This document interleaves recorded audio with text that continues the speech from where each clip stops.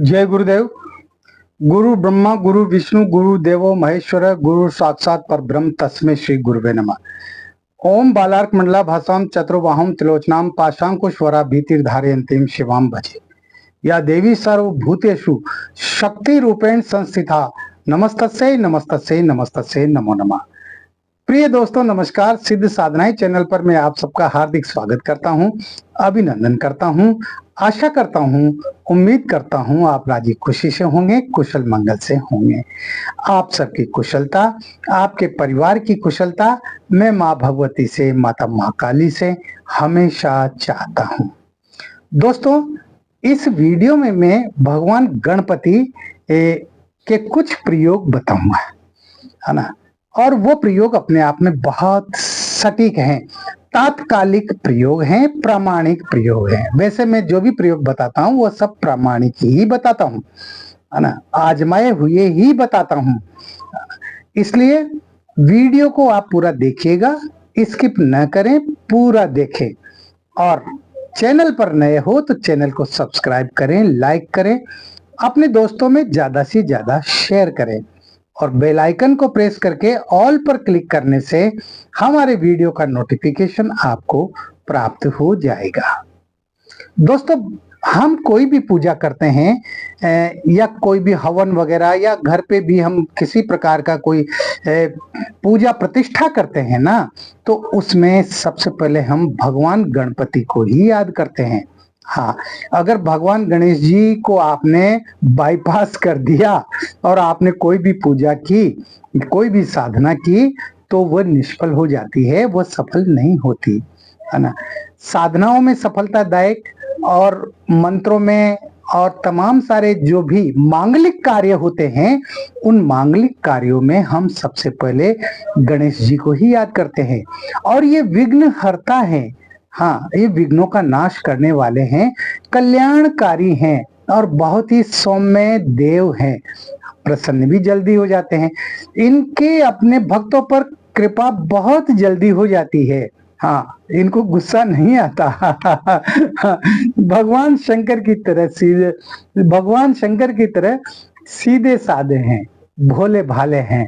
लेकिन जब इनको क्रोध आ जाता है ना, तो फिर ये काल से भी ज्यादा खतरनाक हो जाते हैं। और ये प्रवृत्ति तो सभी देवी देवताओं में है।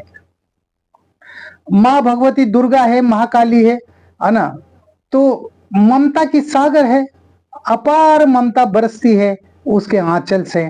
और उस ममता की बरसात में उसका जो साधक होता है ना, वो सराबोर हो जाता है। लेकिन जब वो दुश्मन पर क्रोधित होती है तो फिर वो महाकाली बन जाती है।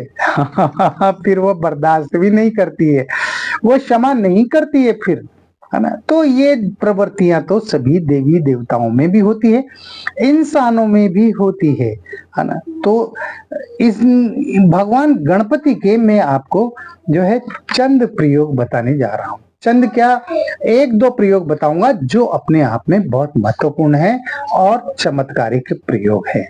तो आप वीडियो को पूरा देखिएगा, ध्यान से सुनिएगा और एक एक बात को नोट कीजिएगा।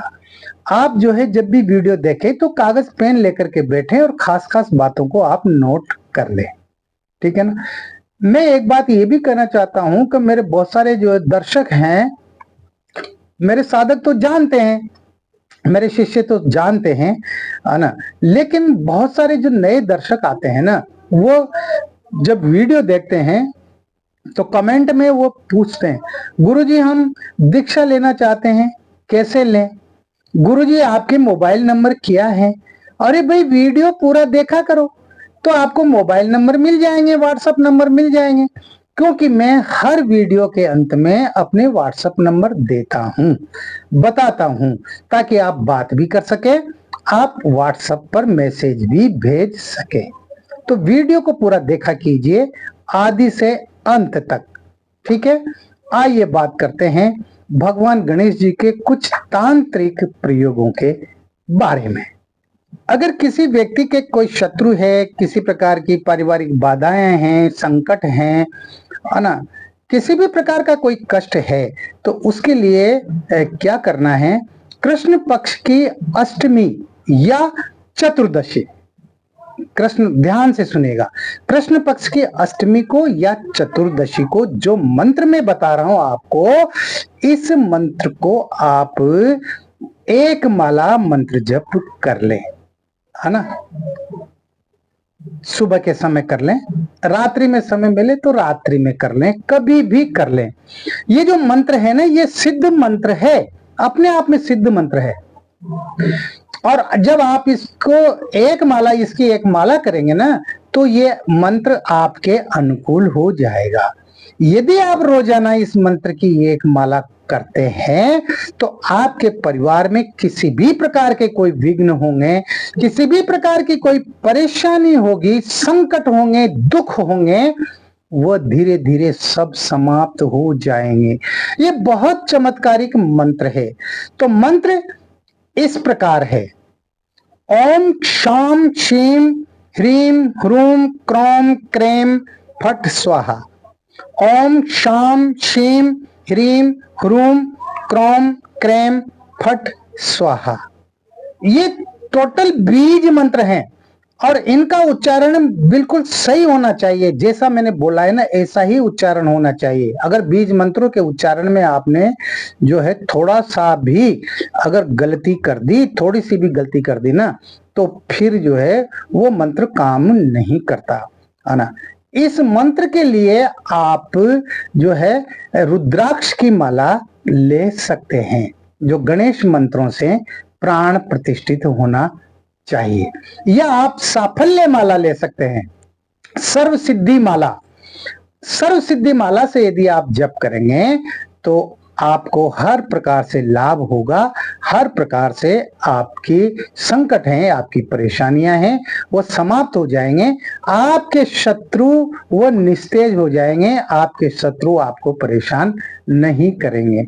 बहुत ही शानदार प्रयोग है।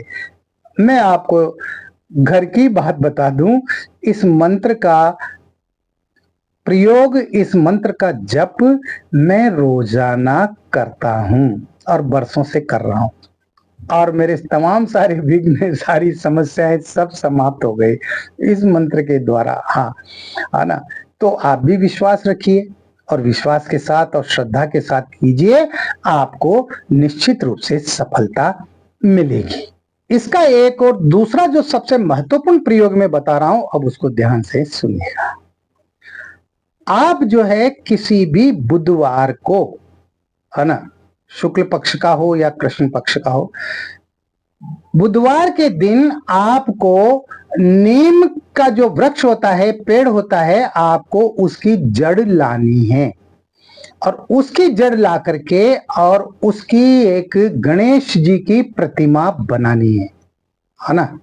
वो आपको बनानी है, मतलब यानी ऐसा लगे कि हाँ ये गणेश जी हैं, आकार उनकी सूंड वगैरह, आंखें वगैरह, ये तमाम सारी चीजें उसमें स्पष्ट होना चाहिए। तो इस तरह की आप गणेश जी की एक प्रतिमा बनाएं। उस प्रतिमा को आप जो है प्राण प्रतिष्ठित करें।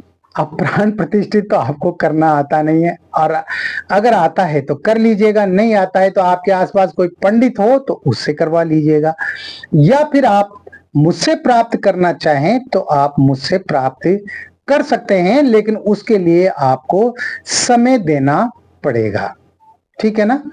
तो उस नीम की जो जड़ की जो प्रतिमा है गणेश जी की, उस प्रतिमा को आप वशीकरण के लिए काम में ले सकते हैं। तो ये जो मैंने पहले मंत्र बताया है ना, इस मंत्र को आपको क्या करना है, 108 बार पढ़ना है। कैसे पढ़ना है? पहले आप कागज पर उस अधिकारी का या उस व्यक्ति का नाम लिखें जिसको आप वश में करना चाहते हैं। कागज पर पेन से नाम लिख लें। नाम लिखने के बाद उस कागज के ऊपर इस प्रतिमा को आप जो है रख दें। धूप दीप पूजा तो करनी है ना, स्नान करा के तिलक वगैरह लगाना, करना, अक्षत चढ़ाना, पुष्प चढ़ाना, धूप दीप अगरबत्ती लगाना, घी का जो है दीपक लगाना, ये तो सब करना ही है।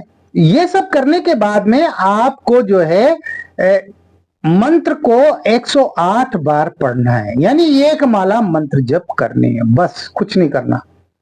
और उस कागज को जिस पर नाम लिखा है ना आपने, जिसको वश में करना चाहते हैं, चाहे पुरुष हो या स्त्री हो, कोई भी हो या कोई अधिकारी हो, उस कागज को आप किसी पीपल के पेड़ के नीचे जाकर के थोड़ा सा गड्ढा खोद के और वहां पर गाड़ दे।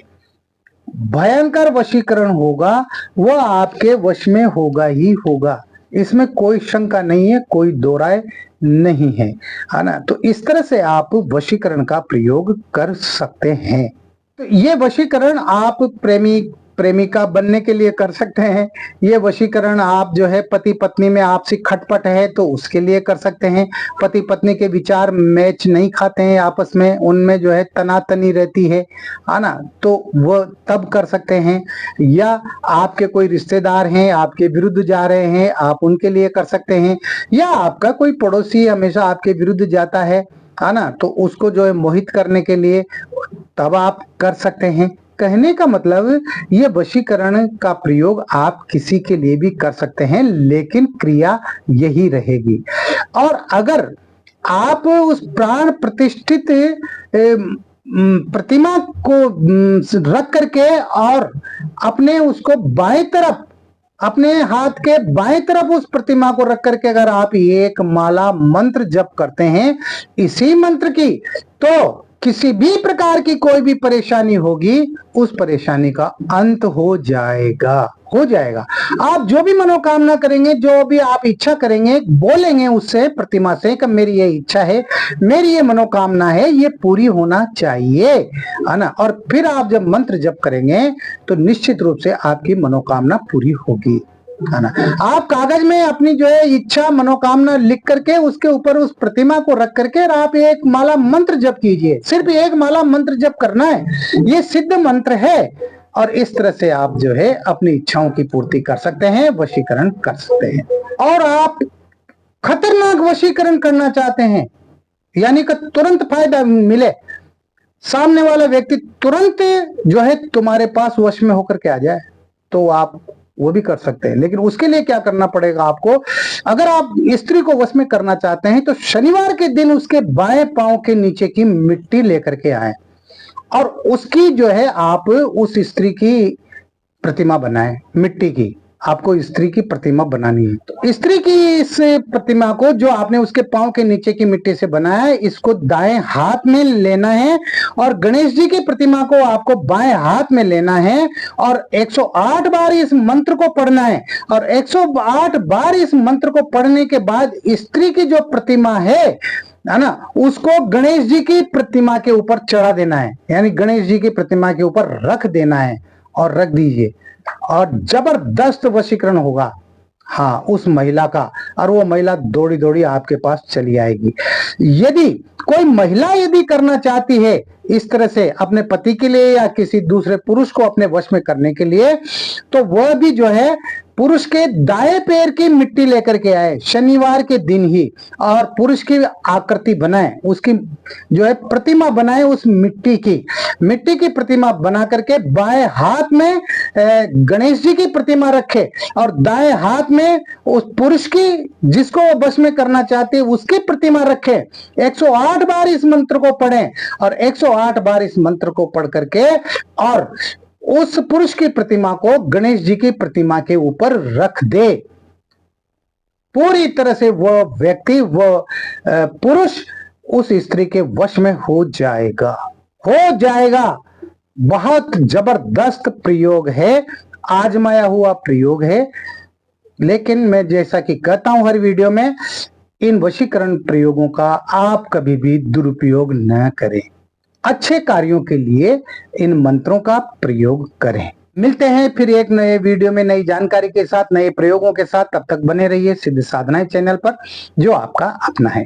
किसी भी प्रकार का कोई सवाल है, कोई बात पूछनी है या किसी बात का समाधान आपको चाहिए, तो व्हाट्सएप नंबर जो चल रहे हैं स्क्रीन पर, इन पर आप मुझे मैसेज कर सकते हैं, कॉल कर सकते हैं।